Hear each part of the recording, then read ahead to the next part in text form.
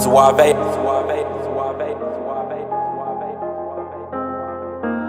I've been in my bag for a while, I'm invincible. Story of a young boss, grinding shit get critical. Calling on my bros one time, cause you special. I had some hoop dreams of right rounds for my mentor. Every target that I shoot is on point like a pencil. Different road, changed relationships, I'm so sorry. Came up from the trenches and I made it, I say hardly. Now Bet Online is the world's most trusted betting platform and your number one source for everything sports betting.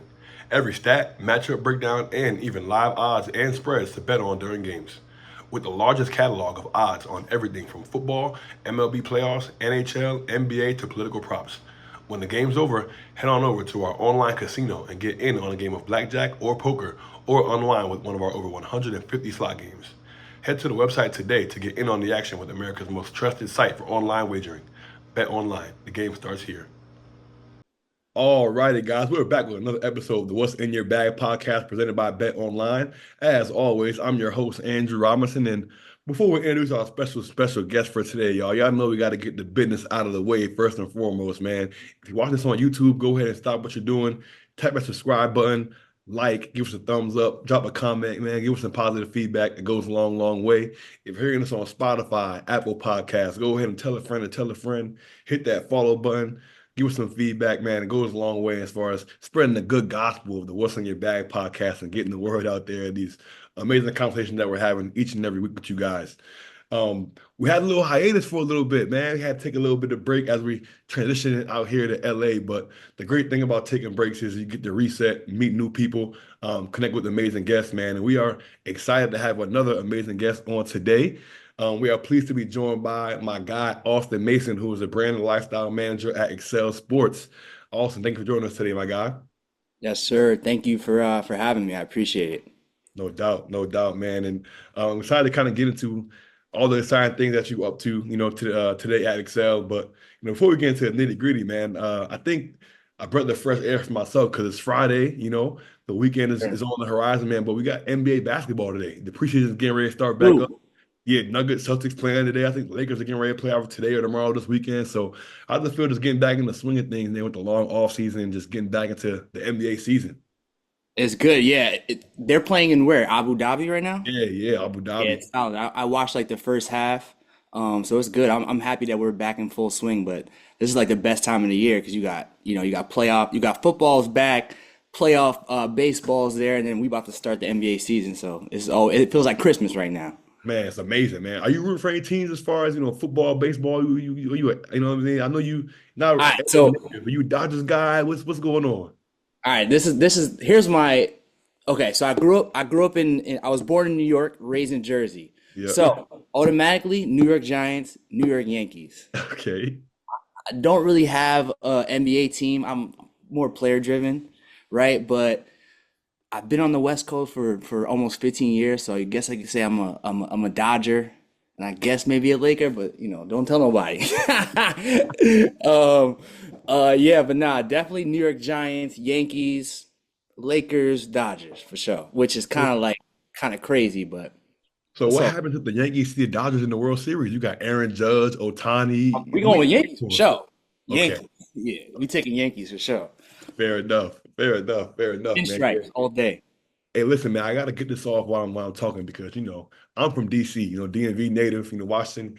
And my Commanders, man, 3-1 so far on the year. You know what I mean? We got the Giants up out of there earlier in the year for our first Oh, win of the season. You know what I mean? tough But we one. got a QB of the future. You know what I mean? Jay Daniels look like the real deal, man. So I gotta talk my talk while I can. You know what I mean? It's been a He's lot of tough. sad, downtrodden years, but it's looking up for us right now. Yeah, he's tough. He looks good, man. He looks Uh, real good. oh, Good for gee. y'all. I don't know. We still trying to figure out our situation, but At least I got Malik Neighbors. Malik Neighbors is elite. He might be the next bad. Justin Jefferson. So y'all got one with that. I can't even lie. He got crazy hands. His body control is crazy. Excited for him for sure. It feels good to like have like a receiver again, right? So very excited for that. I'm actually watching the games again, so that's great. So that connection is tough. Yes, sir. Now, before we get into your story, man, I got to give a shout out to my guy Jan because Jan, as you guys remember from a few episodes, Yeah. was the one that connected us. My guy at Excel, and also want to offer a congrats to him, man, because he's doing big things over at Excel. Just got hired full time over there and is doing his thing, man. So just definitely want to shout out my guy, man. We love when the What's in Your Bag family comes together. You know what I mean? Yo, great human being. He actually his first day was like his first like official day was this week, the first. So that's my guy. Congrats to you, brother, and keep on grinding, bro. Keep going. Yes, sir. Yes, sir, man. Now, like I mentioned, you guys are both doing amazing things with Excel now, but long before Excel, you had a crazy journey from here with stops at CAA and working in Vegas. And I kind of want to ask you, man, just to take us back to the beginning. You know what I mean? Like how do we meet, Austin Mason today? You know what I mean? I know obviously Yeah. when we connected, man, you mentioned that you had a interesting kind of start to just your business career when it comes to moving out to Vegas, man. So talk to us about those early days and that initial grind and trying to figure out, what you wanted to do. Yeah, I'll take it. I'm gonna shoot back to my last day of high school. That was back in 2010. I graduated high school in New Jersey, and I think I was 17 years old, and I graduated in May, and I moved to LA in August with no real plans. Just tried to figure it out. I was really supposed to go to school to be. It's crazy. I was supposed to go to school to be to be a pilot. That's what I thought I wanted to do. I wanted to be an airline pilot. Jeez. And I remember getting accepted to like the best school in the country called Embry-Riddle. And it was like 100,000 a year. My pops was like, "Yo, you're bugging." So um, basically, what happened was I had to figure out a new move, and my parents took me to California a lot when I was a kid, and I found this school, Santa Monica College. I presented it to my pops, and he was like, "No," but then I kind of just kept on pushing him, and I have a my dad's best friend lives in LA at the time, and he was like, "The only way I'll let you go is if you stay with your uncle." So that was kind of how LA started, and that's how my path started. So I moved out here, no friends, didn't know anybody. Not many people know this, but I slept on the floor for the first couple of months while I was in LA. When I was 17, it took me 3 hours to get to, I was living in Englewood at the time. It took me 3 hours on a bus to get to Santa Monica College. So that in itself was tough. 3 hours one way, 3 hours back every day. So it was learning how to figure out one, like nobody's watching over you. So now you have to get stuff done on your own.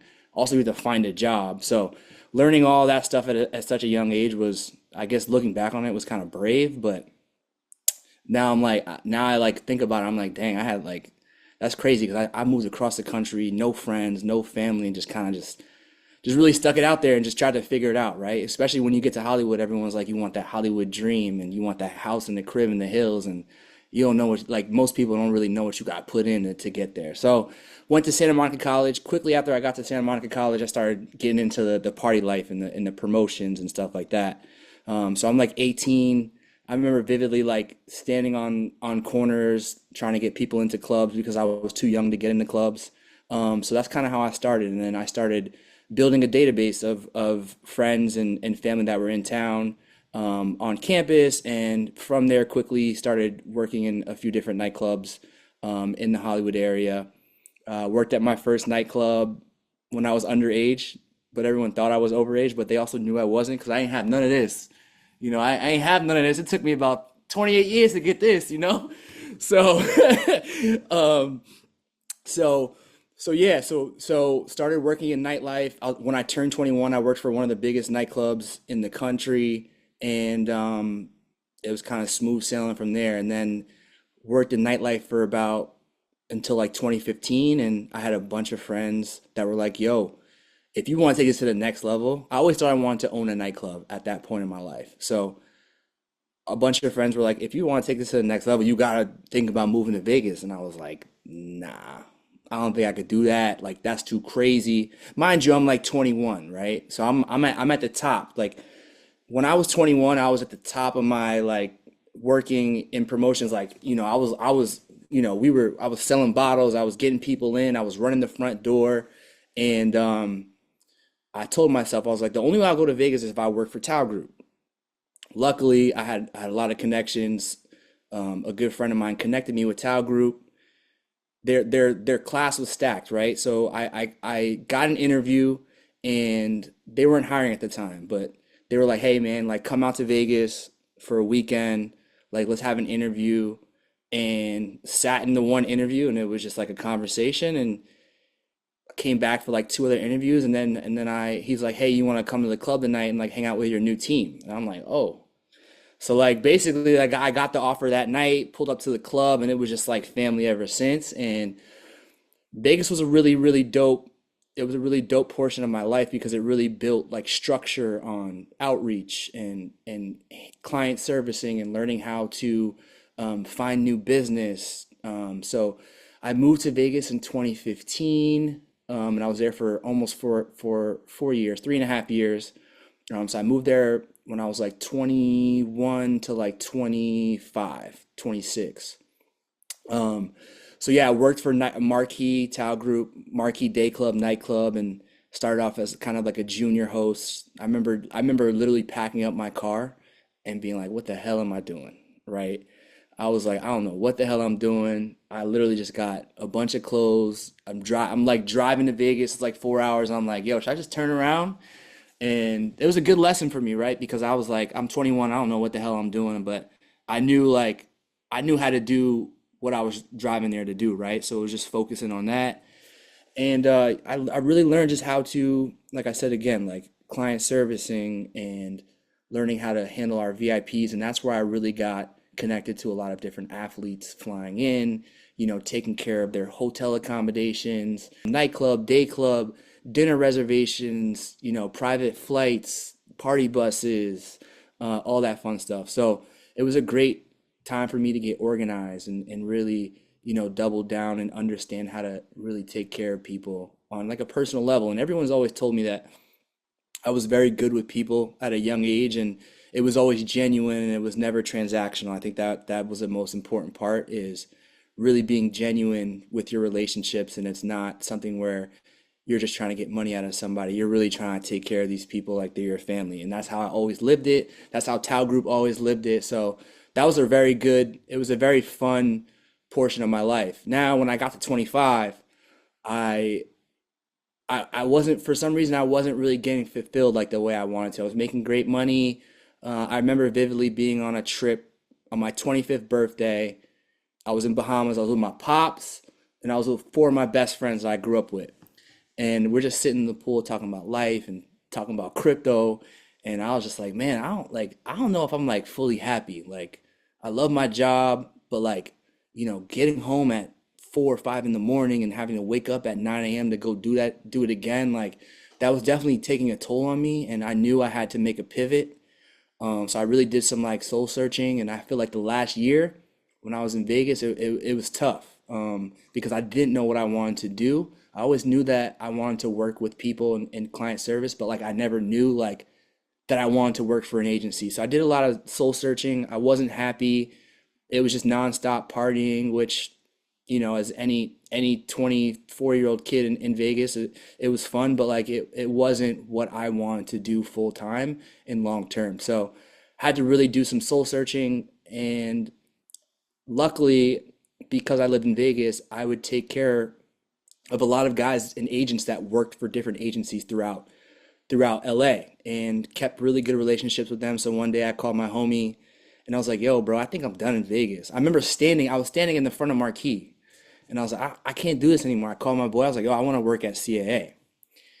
And this was back in like 28, this is like 2017. So had this plan. So basically, I quit Marquee. All the friends and homies in Vegas were like, "What, bro? You're quitting? Like you're gonna move back to LA?" And I was like, "Yeah, I want to work in sports." Like not knowing anything about the industry or anything. So I basically quit. I put all my stuff into a storage unit, and I moved back to Jersey with my parents for. I think I moved in October, so I stayed from October until January. I told myself January 1, I'm getting out of there and I'm gonna move to back to LA. So I remember my mom was like, "Yo, I never seen anybody move that fast. You owe somebody money?"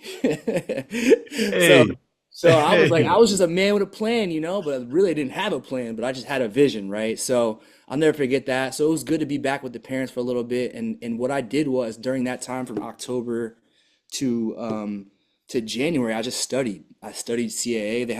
There's a big book that they have about the whole agency, how it got started. I read that.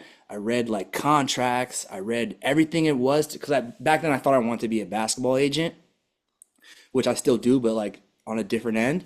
Yeah. And I just studied everything about CAA, everything about the agency, agents, who has the highest contract deals at CAA, who their clients were, everything I could find. That was every day.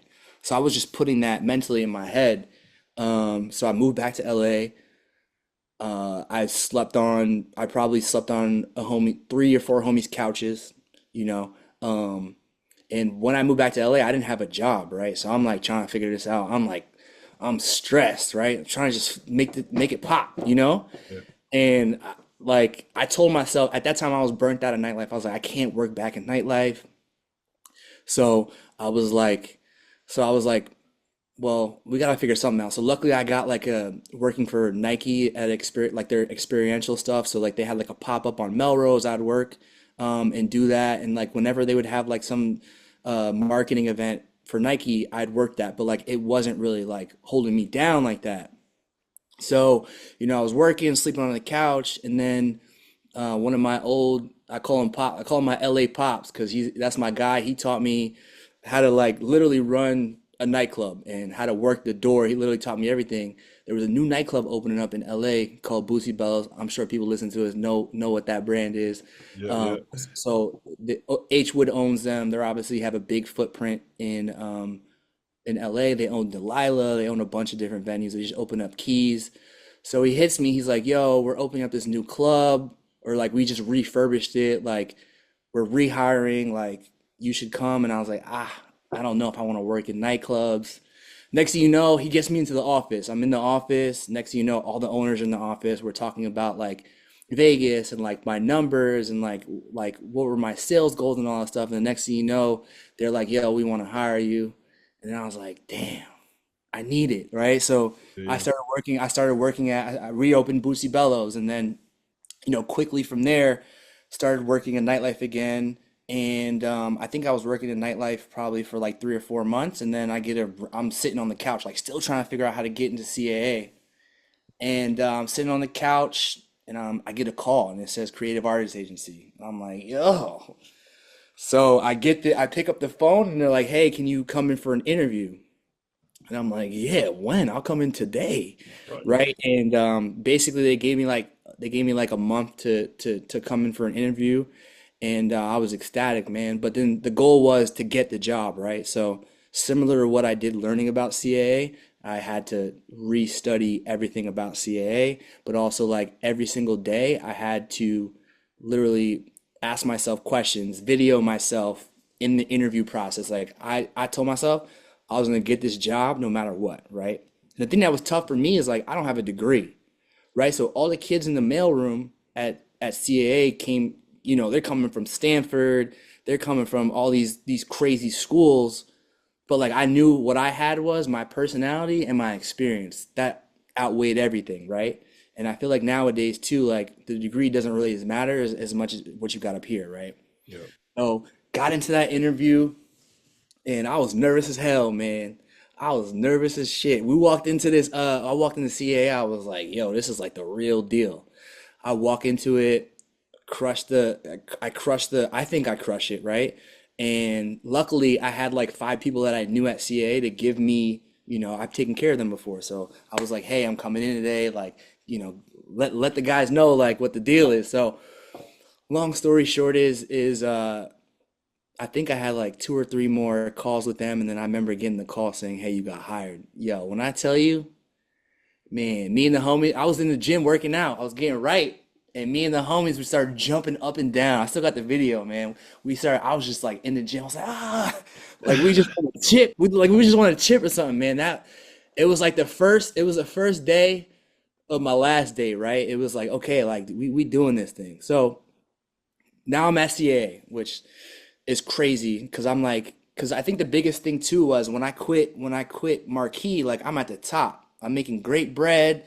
I'm like 25, 26. I'm at the top. And I think the biggest thing was when I got to CA, obviously, like now I gotta put my ego to the side because now I'm like 5 or 6 years older than half the people in the mailroom. Like Yeah. the people in the mailroom just graduated like 2 weeks ago, You know, Right. I'm pushing 26. So Right. it was more or less like it wasn't a learning curve, but it was like, okay, like we're all here for the same thing. I gotta, really just lock in on what I really gotta lock in. I can't be focused about what other people are doing and all that stuff. Like the main goal here is to work in basketball. So whatever we gotta do to get there, that's what we're gonna do. So, um, the mailroom was tough, man. I tell people this all the time. It is not for the weak.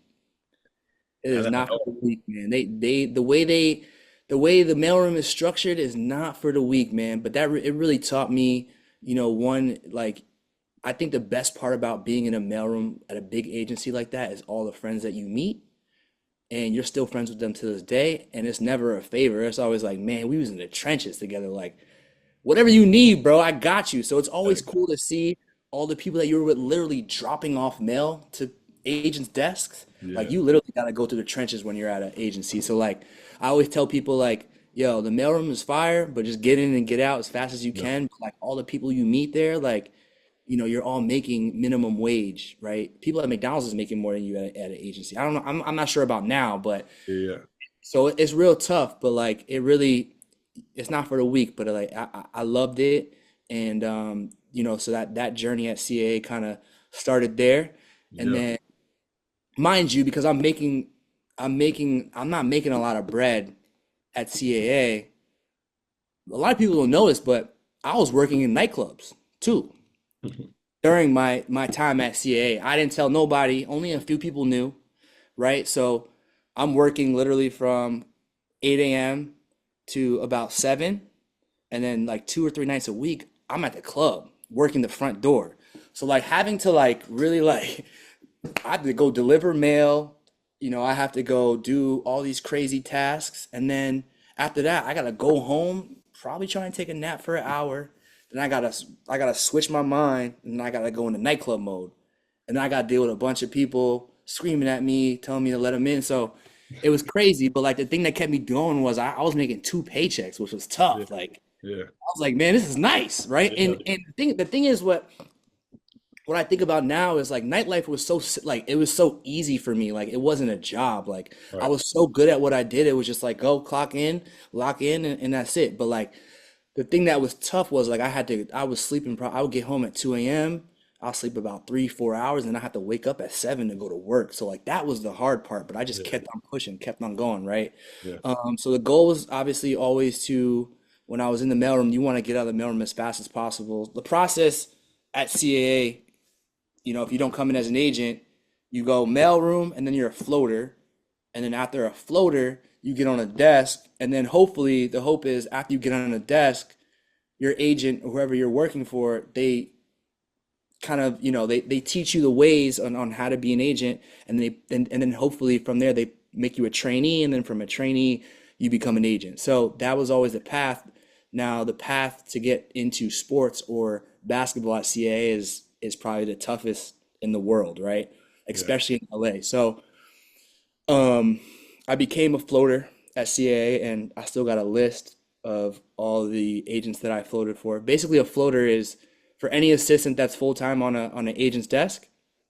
A floater, say if an assistant calls out, it's a floater's job to go up there and figure it out. It don't matter if it's the CEO of a company or if it's an agent, you gotta go up to somebody's random desk. You gotta open up their laptop, open up their Outlook and figure out what the hell is going on, which is probably by far the craziest thing I thought I had to do. Um, which, but that obviously taught me how to like be like a problem solver and really figure it out. But like, I ain't gonna hold you, man. The most stressed I've ever been was being a floater. Cause like some agents will scream at your ass if you don't know what you're doing. So you have to have tough skin. And I think that really stuck out for me. Once I got up to be a floater, I was like, man, like this is crazy. Of course. So from a floater, I became a floater, and then right when I became a floater, guess what happened? COVID, right? So they sent everybody home, which was crazy. They sent everybody home, and I was kind of just working. I was working from home, and then this is where I think I was tested the most at CAA. I got thrown on a long-term float. I guess like the assistant, like something happened, and they sent me a laptop to my crib, and I had to open up the laptop and figure everything out by myself. And this was probably the craziest thing I've ever had to do in my life. And I was working literally from probably 8 to like 8 p.m. every day, Monday through Friday, no OT. So I really had to figure out ways to how to like de-stress. And I think it was also a beautiful time because I didn't have to go anywhere. We were quarantining. So this is where I picked up meditation. This is where I picked up reading. This is where I was running 4 to 6 miles a day. So it was a beautiful time. It was learning how to like, one, be a problem solver, two, figure out how to really lock in, right? And that was a beautiful time for me. So now I'm a floater. I was on his desk for about what, 6 months, and then that's when I found a desk that I really liked. And then I got hired on that one. So that was another step within CAA. Worked for the head of TV and sports broadcasting, which was definitely a challenge for sure, but it was a beautiful time, and I learned a tremendous amount about attention to detail and how to be an agent. I think the biggest thing that I learned at CAA was literally no matter how good or bad your client is the best client that you're presenting to anyone, no matter what they say. So that was a really important time. Um, and and then that's how kind of I got to excel from there, right? So Which before we get into the Excel, I wanna take a pause because I feel like you definitely hit a bunch of different like layers that yeah, I wanna unpack. Um, I think the first one being that I feel like at multiple different points in your life, from moving from Jersey to LA, I kind of on a whim, sleeping on the floor, and then packing up and moving to Vegas, like to go work for Tyler, and then moving back home, leap of faith, and then moving back to LA, another leap of faith, no job, right? Like I yeah, feel like a lot of people who I've met out here in LA since I've been out here, they don't have that necessarily specific story, but something along those lines, like, man, I had to come out here. I had no job. I had to sleep on the floor. I had to do X, Y, Z. I was working at the, McDonald's or whatever to try to make ends meet. Um, but I feel like it always comes together eventually. You know what I mean? I just kind of want to talk to you about just your mentality, like what was going through your mind during those times, right? When you're taking that leap of faith to just go to LA, you don't have a job, you don't have a crib, you are initially driving or on the bus for 3 hours to go to college, right? Like when you think about those sacrifices and just what you were going through, man, like obviously looking back on it now, I think it gives you an interesting perspective. You know what I mean? But how do you reflect on those times now? You know what I mean? And when you were in the midst of it, like what were you telling yourself to kind of keep yourself going and not just move back home or not just pursue a more secure route that might could have paid you more or just stick with the nightclubs that maybe was paying you a decent amount of money? yeah, man. Listen, I think it's always being in the present, right? And one thing that I really live by, well, two things I really live by is everything happens for a reason, and you're exactly where you need to be at this very moment.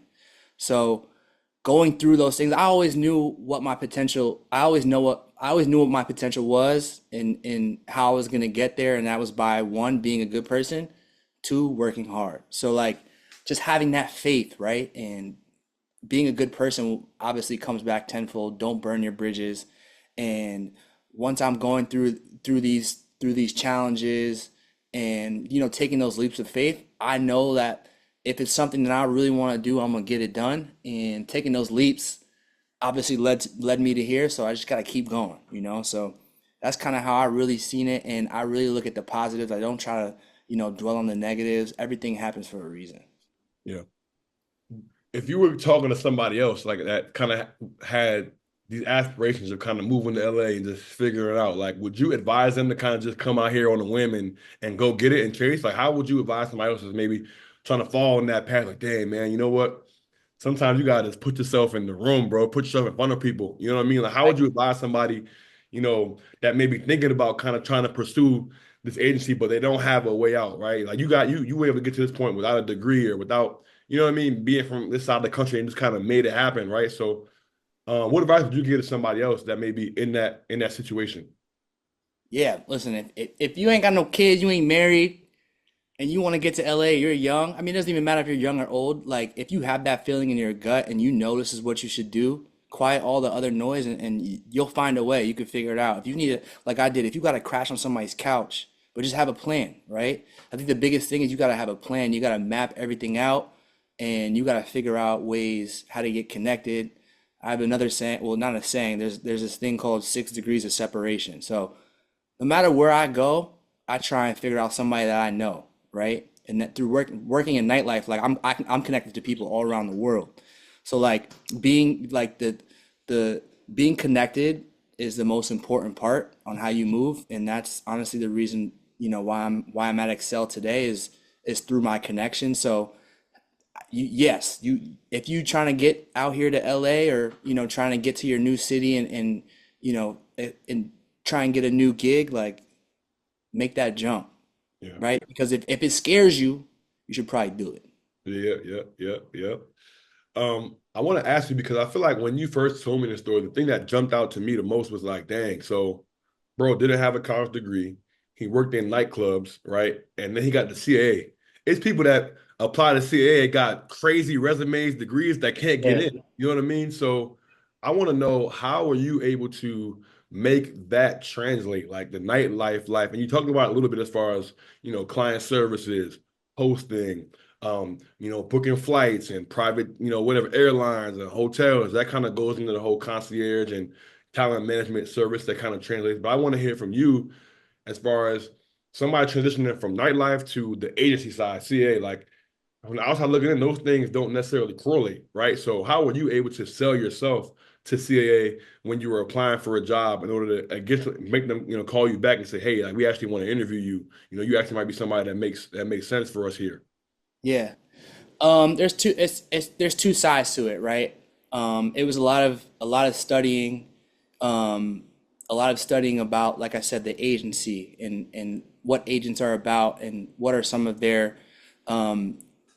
strong points when you're an agent. So how that translated, luckily, like I said, like I took care of a lot of people in Vegas that worked at specific agencies, so it was more or less of a, hey, I'm gonna slide you the resume, which is tough, right? Like you said, like a lot of people are applying, but like I said, like the people who you're connected to, like your network is your net worth, right? As cliche as that sounds, and everyone uses that, that's so true, right? And that's kind of how I really live with it.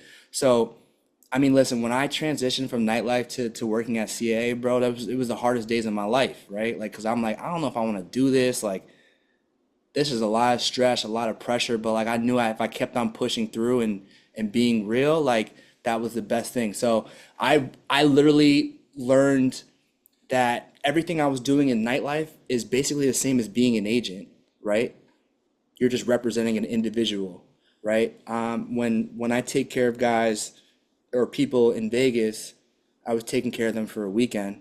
You're doing the same type of servicing at an agency, just to a higher level and day to day, right? So once I learned how to be a people person and take care of someone's needs per se, I just learned how to figure out how to translate that to being an agent. And then, like my resume was so different than everyone else's, right? Yeah.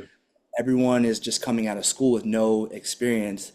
Been working in nightlife for X amount of years, taking care of, I made sure that when I was applying, I put that I was taking care of VIP clients, whether that NFL, NBA, all the top-notch clients, and that comes into perfect, unison working at an agency. So I wanted to really portray that. I knew how to deal with clients, but also like have like a thick skin and a problem solver. Yeah. Yeah. Now, obviously, you talked about the grind of CAA, right? Going from the mailroom to being a floater to getting on the desk, right? Like for you, when you're in those situations, right? You're 25, 26 years old, you're in the mailroom, right? But like, all right, I want to get here to this agency route, right? Like a lot of people are like, you know what? I'm at CAA. I'm gonna just, finesse my way into being an agent because I know this person. I got this, like, but they don't understand the steps that it really takes to get to that point. You know what I mean? So, can you just speak to what those years were like trying to work your way up that ladder? You know what I mean? Like, what kind of goes into, behind the scenes of actually being at a Yeah. big time agency like that? Yeah, I mean, listen, I have like a very, very unique story, right? I luckily because I worked in nightlife, I was cool with all the agents. So I'm sitting in the mailroom and like an agent that I'm cool with is like who's like a big time agent would come in the mailroom and be like, yo, what's good, Oss? Like, and all Yeah. the other younger kids are like, yo, how the hell do you know him? That's like X person's agent. And I'm like, that's my guy, right? So I was very lucky. But then again, it's like, I'm 26, everyone in the mailroom is 22, right? So, and I think it may be like kind of like an ego thing, right? But if you know what you want to do, only person that's going to stop you is you. So I really understood that, and I didn't know I was doing that at the time, right? I just knew that I had to lock in and really just focus on the task at hand, and that was one being the best clerk in the mailroom, and then that was two being the best assistant or floater there was. And I actually at one point do believe I was probably the best floater because they always give me the hardest floats, which was crazy, but like I needed that to get to where I was to today, you know? Yeah. That's something I want to talk about because I'm kind of going a little bit of a tangent here, but I'm gonna land the plane so you'll be able to follow me. Good. So for me, hooping, right? Like a lot of times I talk to guys, right? And you're like, yo, bro, what do you want to do after you're done playing? I'm gonna just coach. I'm gonna get into coaching, or I'm gonna be an agent. You know what I mean? Like, and some guys, if you're at that level, maybe you're a super, super elite guy, you have this name recognition, maybe you can go right from, playing into a assistant coach job at a high level, or right into being, you still got to study for a test. Maybe you might be able to be an agent because you have some name basis, and maybe your agent might just look out for you, right? But for most people, bro, I don't think people truly understand what goes into these jobs, right? Like, so for example, like I have a twin brother. He's a coach right now for the Cleveland Cavaliers. He just like first level video coordinator, player development. You know what I mean? And like, bro, he's getting up at 5:30 in the morning because he got to beat Kenny Atkinson in the office because it's his first year. He like, man, I got to make sure I got to make sure I beat the head coach in there, and I got to cut this film from practice. And Kenny wants, the last 150 times we came down in the ball screen, they blitzed and we hit Jared Allen, and did he shoot a floater or did he dunk it? And they don't even understand the amount of hours that go into that film process, right? Of being a coach. Or like we had a kid at Quinnipiac who was Canadian, right? So like as a coach, one of the tasks that falls on that was we had him on a certain type of visa to where every 90 days he had to go back to Canada and then come back in the country. So every 90 days we had to drive him in the car from Connecticut to Canada to cross the border and then drive right back, like a 12-hour commute. Damn. Right. Like just to get that stamp and then come back. And it's like you talking about this thing that you're doing, like passing out mail in a mailroom, you know what I mean? And like sitting on the desk and being a floater and trying to get somebody's laptop to just figure out what's going on. Like all these things go into being an agent. All Yeah. these things go into being a coach. And I think a lot of times people just think that they're going to be able to fall into an opportunity, or I'm going to just coach, or I'm going to just be an agent, or I'm going to just go get on TV when I'm done playing. It's like, no, bro, you have to have a skill set. You have to be able to, you have to grind. You know what I mean? And I Yeah. just feel like people don't really talk about that enough. You know what I mean? People will see the agents sitting sideline with the players, taking Yeah. the flicks, and they're like, damn, all right, that's all I gotta do. I gotta just be cool with somebody. I'm the homie. And they No. don't really know what goes into it, man. So I kind of want to talk to you about those things because I don't think a lot of people, whether you're a player or not, really understand the grind that goes into a lot of these positions, whether you're trying to coach, whether you want to be an agent, whether you want to get into the media after. People see Charles Barkley sit up on TNT and make jokes, and they don't understand he could do that because he's Charles Barkley.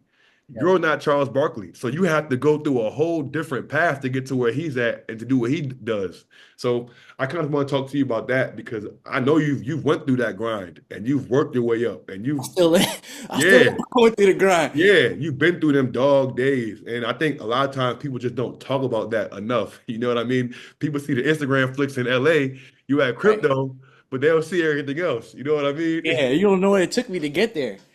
Um, nah, man. Listen, I think the biggest thing is yeah, you gotta grind, but like a lot of people say they want to work in X industry or they want to work in sports, but like, do you really? You're on your phone 24/7. You're if you're client facing, there's always something wrong, right? So you have to know how to one, find a solution. And sometimes people can't really wrap their head around, being and doing, you literally have to be on your phone 24/7 and you as you work in the industry, there's always going to be something wrong, and you got to figure out a solution. That's the biggest thing that I learned at CAA was like, yo, there's always a way. But also, you got to really love this shit, right? Like, sorry, pardon my French, Yeah, you but good, bro. You good. You you good. gotta really, really love this shit. Like, if for 1 second you think like, I don't know if I could do this, it's not for you, right? But you gotta really love this shit, and you gotta be in the trenches because that's where you're gonna learn the most. That's where you're gonna really test your mental and be like, okay, if I really do love this, this is what I want to do. And it's late nights, it's studying, it's figuring out marketing plans, it's figuring out how to get connected to X brand, and again, it comes back to who you know. Yeah. It's not what you know, it's who you know. 100%. I think one more thing I'll even add to that is it's about tucking your ego. Cause a lot Oh, of times people don't they got too much pride to be able to like, all right, yeah, I gotta yeah. fold these towels, man. Or when my client from it, I'm at Excel. So, when this client come up in the gym, I gotta stand on the baseline and wipe up sweat on the baseline or whatever. Like, Bro, okay, I mean, that's a I ain't big thing. comes with you gotta tuck that ego. Go in the mailroom, deliver a mail to somebody's desk. Hey, here you go. You know what I mean? Like, It's crazy because like I would drop off mail to an agent and I'd be like, yo, my man just got like 4 bottles with me last night. Like, like so it's like even that, like gotta tuck in your tail. But I think that was a very, very good lesson for me is like I didn't struggle with that, thankfully, right? I knew what the end goal was, but I knew I had to make that jump. But yeah, I mean, the ego for sure, man. yeah, A yeah. lot of people, there's books you can read on it though. Hey, man. um, I gotta shout out my brother on this because he just went on the podcast and dropped this gem that I want to share, folks. He was talking about Kobe Altman, who's the president of basketball operations for the Cleveland Cavaliers. He was talking about when he first got in the industry, like having to kind of tuck his ego, in that same way. He was like, man, I remember when I was first coming in, I always tell people, man, when you first get into a job, you're trying to make it anywhere, any industry. It's like, man, if they tell me to fold these towels, these Gatorade towels, man, I know I want to be, but I'm gonna be the best. I'm gonna be the best towel folder you ever seen. Like I'm gonna Right. fold these towels with pristine precision. You know what I mean? Like I'm gonna do Yeah. it. I'm gonna do it with joy. I'm gonna do it to the best of my ability. I'm not gonna just do. I gotta fold these towels, man. And just like nah. You know what I mean? Like how you do anything is how you do everything. Especially when you're at the bottom, man. You gotta tuck your pride, but you gotta do it to a level that people be like, you know what? I see him. People notice those things, and people Yeah. don't think that they notice those things. You know what I mean? It You goes a notice long that way, entitlement for sure. man. Um, so I think that's an important perspective for people to also get, on this whole journey. But I kind of wanted to talk about, that transition, what I mean, going from CAA to Excel, right? How did that opportunity come about, and what about Excel or, just that next phase in your career made you know that it was time to make that move and kind of, because I think CAA is like, damn, man, CAA, that's the dream. You know what I mean? So Yeah, kind of yeah. what in your mind made you be like, hey, like I want to move and go a different path and start on a new branch. Man, to be honest, like I think a lot of people can attest to this. Like it kind of just like randomly fell on my lap when I wasn't even expecting it. I remember it was the top of it.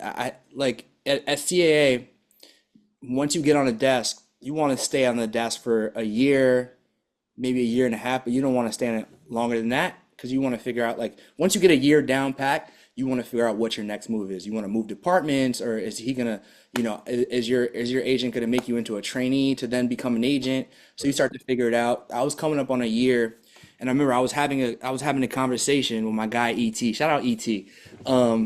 We were just having a call. He was an agent at CAA, but he left. I forget if he left then or if he was still there, but he had hit me and he hit me with this knowledge or this wisdom, and I was like, damn, that's crazy, bro. I'd never done that in my life. He was like, yo, Aust.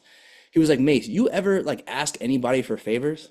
And I'm like, nah, bro, I would never do that. I'm always a person asking for somebody for, I'm always a person taking care of somebody's favors, Yeah. right? And I thought about it. And I was like, he's like, bro, you should just like go through your phone book and figure out who you can just call them and just say, hey, like I wasn't ready. I mean, like I was drinking the CAA Kool-Aid, right? I was like, I love this place. Like, I mean, I don't know if I loved it, but like, I was Yeah. like, I would love to become an agent here, but it wasn't in my cards. So I was like, you know what? Let me just start hitting people up. And man, this was the first time I ever done it. I texted a bunch of people, hey man, like I love CAA, but like, is there like, I'm looking. or I'm not looking, but like I'm just curious to see what's out there. Made a few calls, and I had one call. I had one call with my guy who I've known for a minute, and I was just like, listen, bro, like I'm not really looking for anything, but like if something were to just, fall out of the sky, let me know. Got off the phone with him, and man, I kid you not, in an hour he goes, yo, send me your resume. In 2 hours, HR hits me from Excel, is like, hey, can we have a interview on Monday? And I'm like, yo. So, I mean, that's essentially like how it happened, right? And it kind of just came out of thin air, and from there the process kind of started. So that was a really dope moment where I reached out to all of my homies, all of my friends, and they just kept on like sending me here, send your resume here, send your resume here. So that was just a really cool moment to say like it doesn't cost you anything to be a good person, right? And never burn your bridges. Always stay true to who you are, and that stuff will come back tenfold. And in that specific moment, that's what happened, and it was super dope. That's fire. So I Yeah. remember you said, man, that you were like when you did your interview with Excel, and I think Shorty picked up the phone. She's like, man, like we've never had so many people like Yeah. speak on somebody's behalf or like vouch for anybody like this ever. You know what I mean? And I think that says a lot about number one, like your personality, your character, and stuff like that. But I think like being able to network or being able to like foster relationships is a skill. You know what I mean? And I want to be able to talk to you about how you were able to do that throughout your time at CAA and to get people to be like, you know what, I'm gonna extend the arm for Austin, man. Like, let me look out for bro. I'm gonna put in a good word for him. Cause a lot of time it could just be lip service. You know what I mean? So for Yeah. you, how do you think you were able to foster those relationships to where you could have a plethora of people reaching out on your behalf? You know what I mean? Yeah. So, man, as soon as I sent my resume to Excel, I picked up the phone. I called every single person that knew somebody. Yo, at CAA. Yo, you know somebody at CAA. You know somebody at Excel. You know somebody at Excel. And like literally, I had 10 people reach out to their friend. Yo, he got an interview, and that's how that started, right? And I think how those relationships became how I got all my relationships is one being true, right? But I think the biggest thing is when I was a floater, I had my first long-term float. Basically, long-term float assistant either quits, gets fired. It's my job to go up there and solve everything. So I was there for like 3 or 4 months, and this was my first long-term float. It's like a thing when you're a floater, you do your first long-term float. So me and the agent were super cool. It was in movie department. I don't know nothing about no movies, right? But he had some really big clients, really cool dude. We connected, and we were just cool. He actually offered me the desk. He was like, "Yo, like I want you to work for me." And I was like, "Bro, this is not for me, man. Like I can't be a movie agent. I don't know nothing about this. I'm not reading scripts every night before I go to sleep." But like I started to learn the type of person he was. He loved live music. So what I did genuinely at the end of our time together, this was right before COVID, I bought him a live music book with like for each band was like a specific cocktail that you'd mix, right? And he was like, "Yo, like that was dope. Like no one's ever like a floater's never done that for me, right?" So like it's like always thinking about those extra things. So I gave that to him, and yo, he bought me a bottle. It's crazy. I still have that bottle right there, and I told myself I'm never opening it. He bought me a bottle of Casa Azul as a floater, like making $15 an hour, and I wrote on it. And it's crazy because I'm looking at it right now. I wrote on it. I wrote the date and everything, and I told myself I'm not opening that bottle until I have like my first $1 million deal. So like I still have it saved right there in the case, everything. That's And that what's up. was like a big moment for me because he wrote me like this crazy note. He was like, "Bro, you got it." Like he highlighted it. He was like, "You're gonna be a great agent one day. Like you have all the attributes and everything." And I think those are the type of things that like took me to the next level. So when I was interviewing Excel, I asked him for a recommendation letter, and he like was like, "Yo, this is your guy." Blah blah blah. So it's like taking that next step where, like I said earlier in it, it's not like make sure you're not doing stuff transactionally. Like I think Gary Vee said this back like when I used to listen to him a lot. He was like, "You got to give before you take anything, right? How can you put yourself in front, but like not again making it transactional? So how can I help somebody or like think of something genuinely that I can do to make sure I'm good. Like it's like, yo, like it's like putting the ego to the side and like and wiping the floors. But you know, if you're wiping the floors, one day you ain't gonna have to do that no more, right? So it's more or less just like genuinely figuring out how to connect with people in a non-transactional way. Yeah, I love that. So take us to obviously present day. We're at Excel now. Talk about some of the stuff that you're able to do now with Excel. Some of the cool projects that you get to work on, and kind of what goes into things that you're. I know you said you're in like obviously brand partnerships and marketing and things like that. So, what goes into your job today at Excel? Yeah, man. Listen, I'm the where I'm at right now. I'm so grateful because I get to be creative and I have a seat at the table. And a lot of ideas that I had at CAA, like I couldn't I couldn't get them through the line. So like now that I have a seat at the table and I can discuss ideas, and if they make sense, they make sense, and if they don't, they don't. But like being able to get a green light and say, hey, like go do it, like that's such a beautiful thing to be able to experience as any human. So like I've never experienced that before, so I'm so grateful for the opportunity that I've been given. But yeah, man, like I started off as the merch guy, right? Which HR calls it like the cool kids job, right? Because I'm tapped into a bunch of different brands.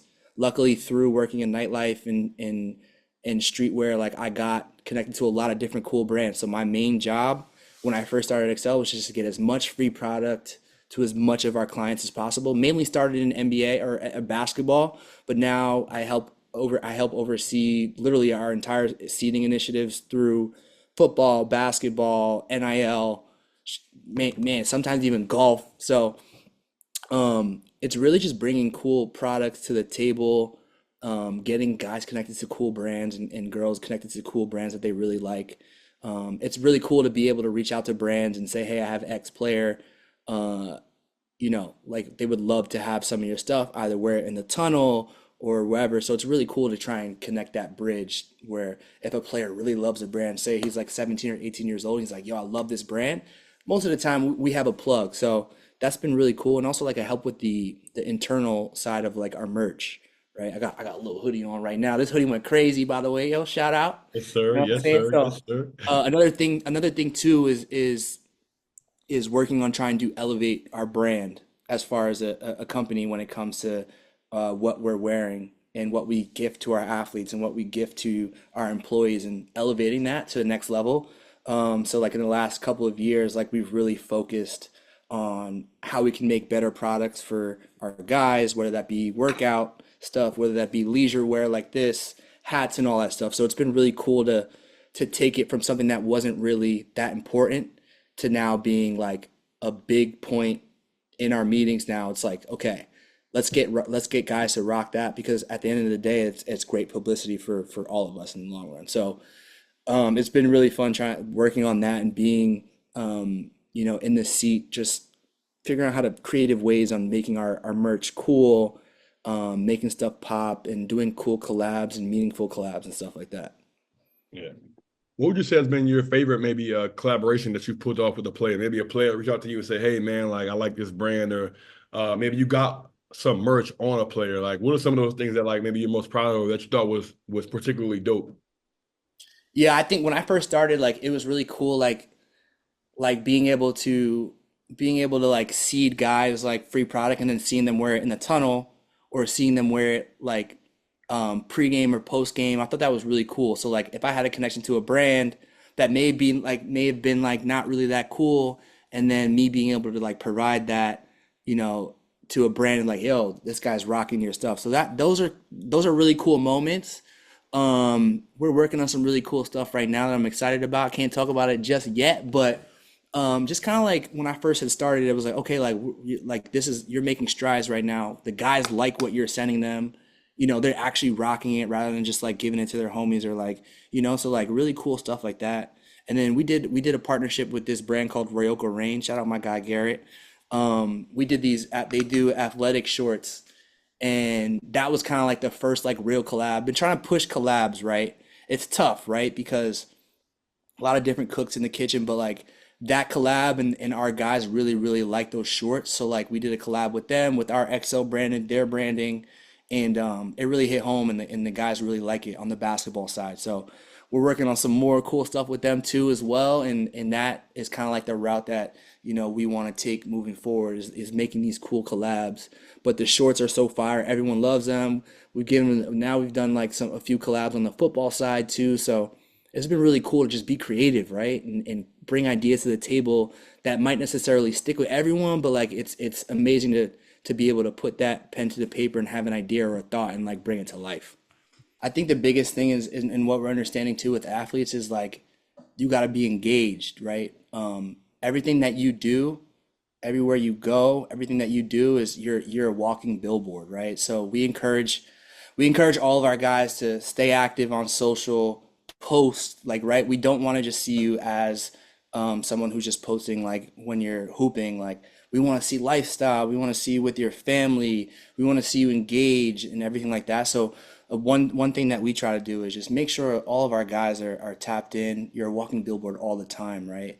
And at the end of the day, you're a business. You're a walking business. So we try to make sure all of our guys stay engaged, they post, they stay active.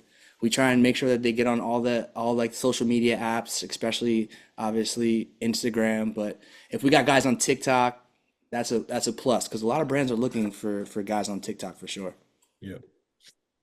I think, how do you feel just about the climate in general today around just athletes? And you have the NIL space that's booming, and you have, I think there are so many athletes today, man, that are just venturing into different things, whether it's, fashion, social media, different business endeavors. You just had Jaylen Brown that announced he got his own shoe brand that he's starting. Like, I feel like we're in a different time and day and age where I feel like all these athletes today have like different creative endeavors or different projects and things that they're tapping into. So, I mean, as somebody who's working in the space, as somebody who's trying to get into the agency side of things, like in marketing, right? Like, what's your thoughts on just the time that we're in as far as just the pulse of the industry right now around athletes and creatives?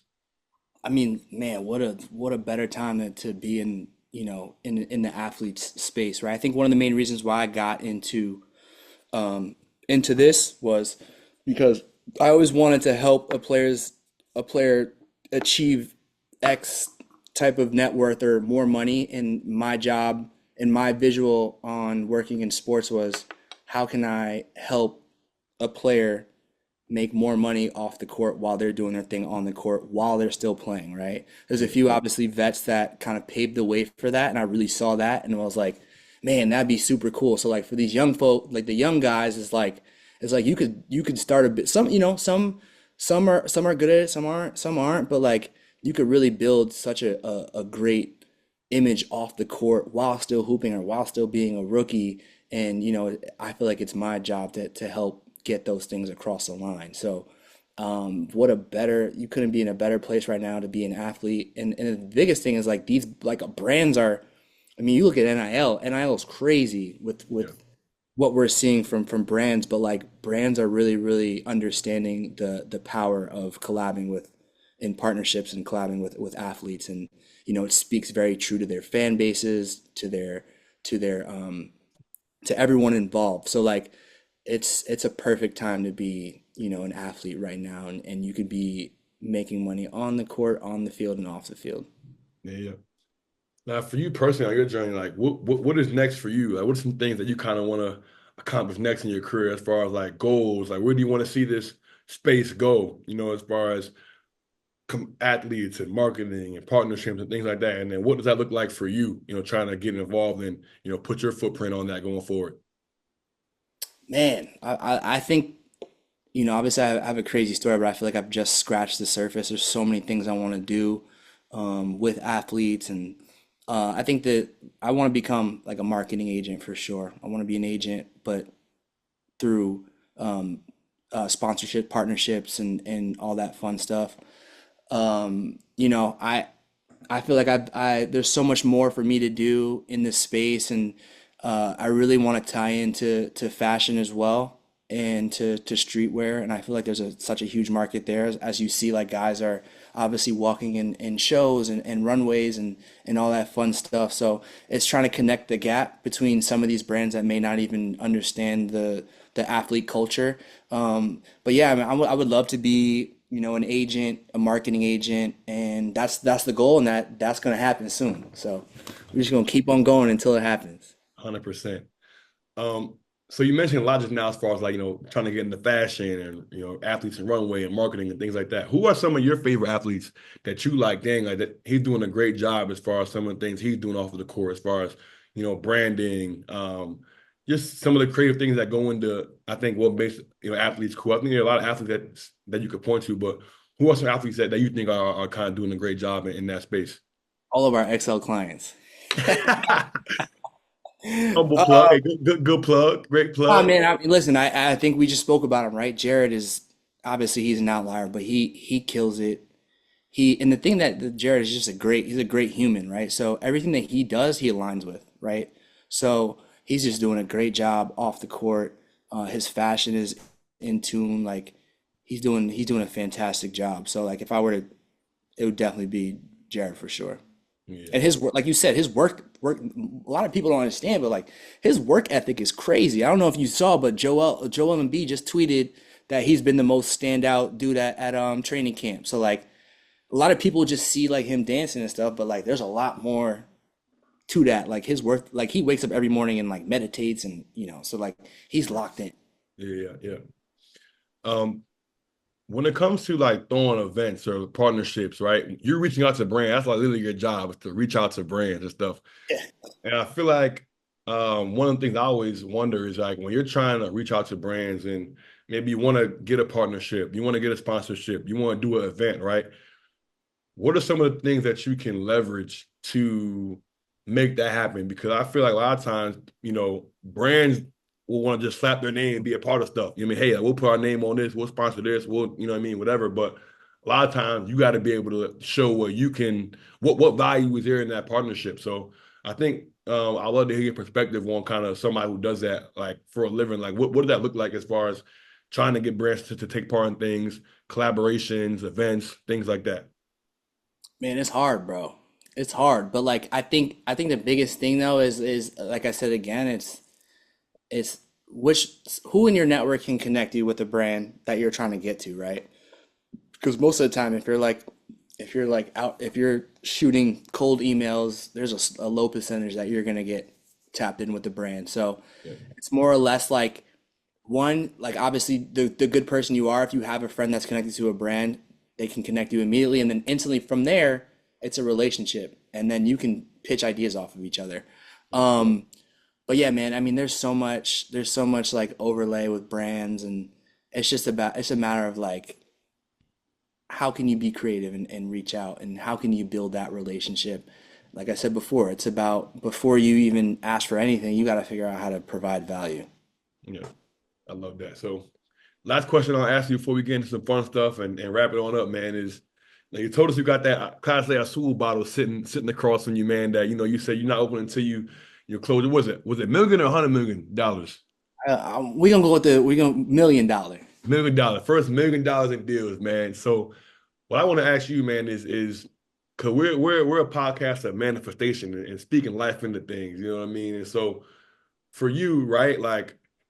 I think that given your work ethic, given the things that you've done to get to where you are, I think that it's like I said, it's a matter of when, not if. And I just want to ask you, right, like, what do you feel like you want your impact, your legacy to be, when that happens, right? When you are closing these $1 million deals, right? You're at the top. You know what I mean? People always point to like guys like Rich Paul and all these different dudes that are like seemingly kind of their hands in a bunch of different things. Agency, he got the clutch stuff, New Balance, they're doing cool stuff. But for you, what do you want your legacy to be, when that stuff is all said and done, man? You got the multi-million dollars in contracts. How do you want people to remember you?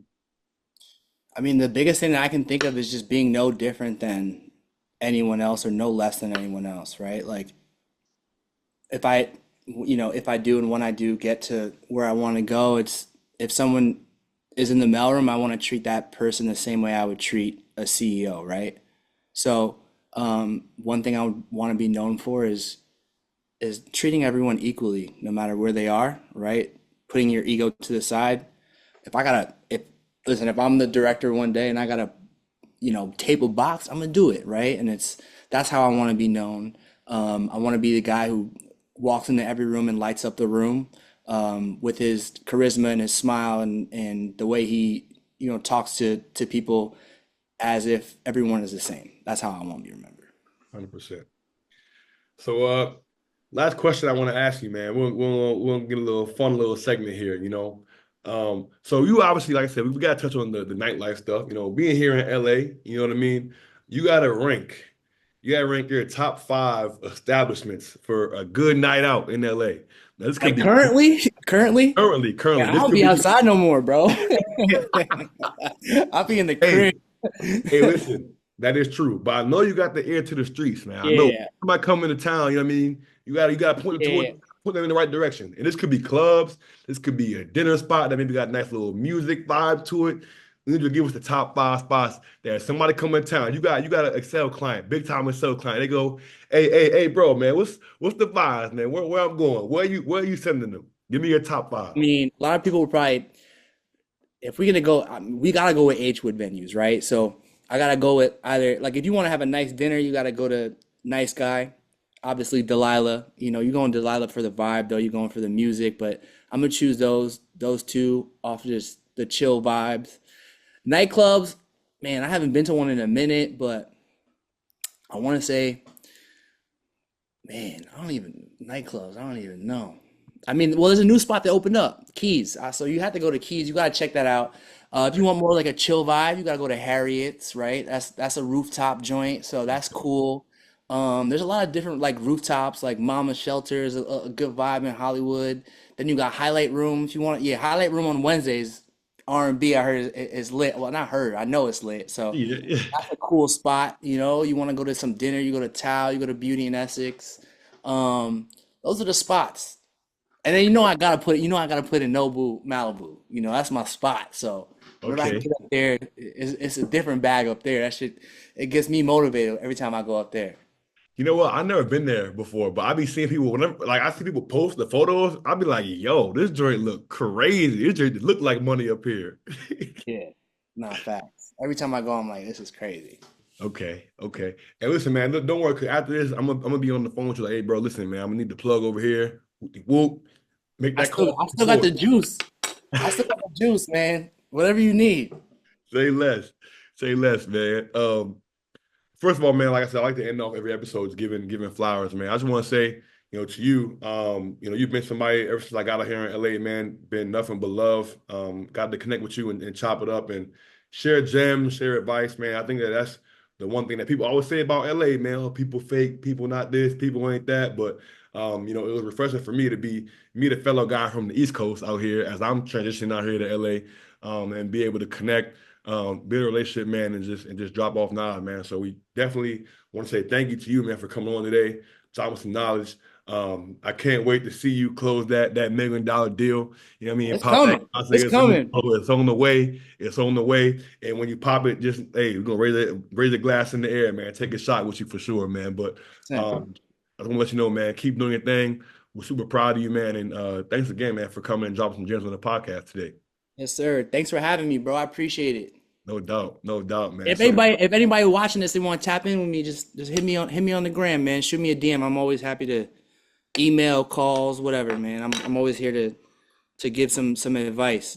yeah, yes, sir, man. Now you know we can't get you off of the podcast without asking the $1 million question, man. Who should we have next on the What's in Your Bag podcast? But whoever you say, you got to get in your point guard mace bag and give us the assist and help us get them on the show. Dang, I gotta think. Oh, this is a tough one. Let's see. Let's see. Gotta get my guy. Let's see. We gotta get my boy Keegan Carter. It's my guy. We went to high school together. We went to middle school together. He's an artist. But he's also a big worked in tech. He'd be a great add to it for sure. Keegan Carter Okay. for sure. Say less, man. Y'all gave us the assist to get you here, so we gonna need the assist to get my guy on as well, man. So we'll definitely be in contact. We'll definitely be in contact at this to get that done, man.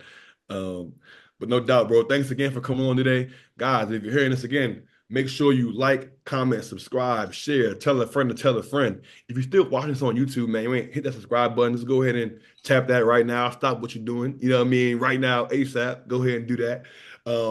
But without further ado, guys, this has been another episode of the What's in Your Bag podcast presented by Bet Online. This is going to be my guy, Pull Up Tay, on the outro. We'll catch you guys on the next ones. Peace. Suave. I've been in my bag for a while, I'm invincible. Story of a young boss, grinding shit get critical. Calling on my bros one time, cause you special. I had some hoop dreams of right rounds for my mental. Every target that I shoot is on point like a pencil. Different route, changed relationships, I'm so sorry. Came up from the trenches and I made it, I say hardly. Now